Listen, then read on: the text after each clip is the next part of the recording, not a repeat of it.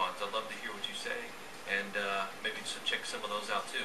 So, I plan on doing some more videos like this, and I hope you enjoyed, and thank you, and we'll talk to you later.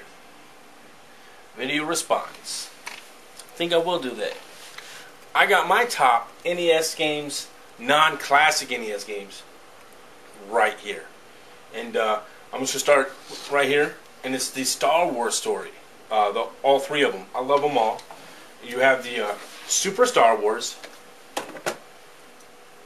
Super Empire Strikes Back, and Super Return of the Jedi, which is it's a 2D game, and you just run through.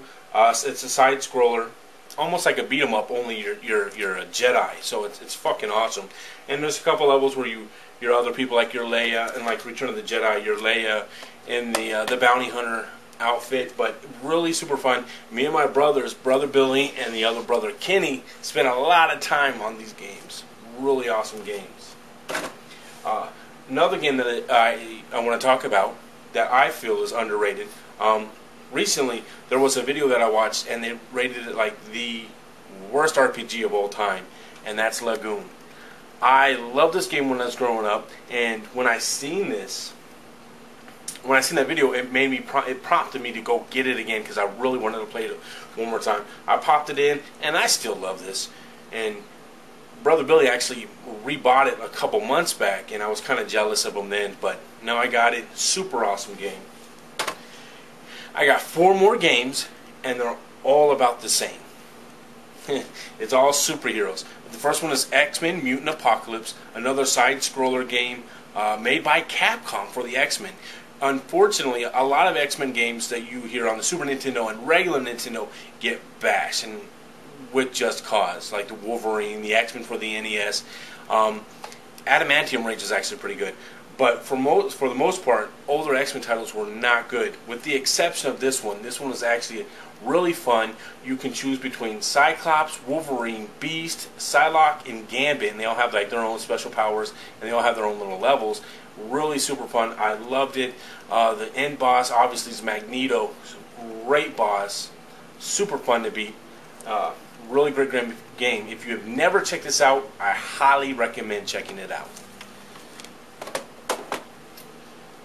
The Death and Return of Superman. When I was younger, I was huge into comic books. That's why a lot of these are comic book related.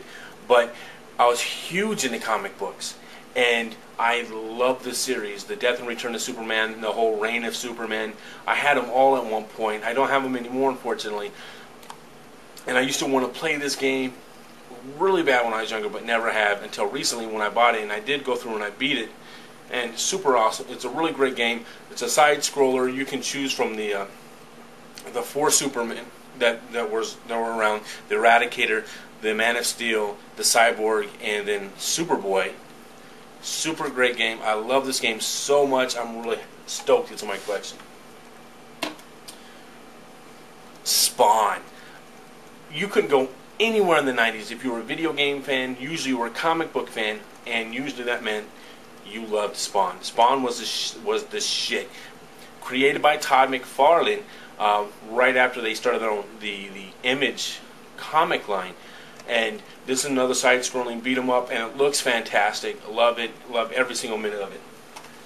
And I went with this game because a lot of people tend to either not know about it or forgot about it, because you have Spider-Man and Venom and Carnage, the classic red card. And I have that game also, but everybody knows about that game. But another lesser-known game is Spider-Man and Venom and Separation Anxiety, and it's a lot like Carnage, but not. Another side-scrolling game, super hard. It's got a really, you're going to get frustrated with this one, like if you like you did on Carnage. But really great game. Love every minute of it.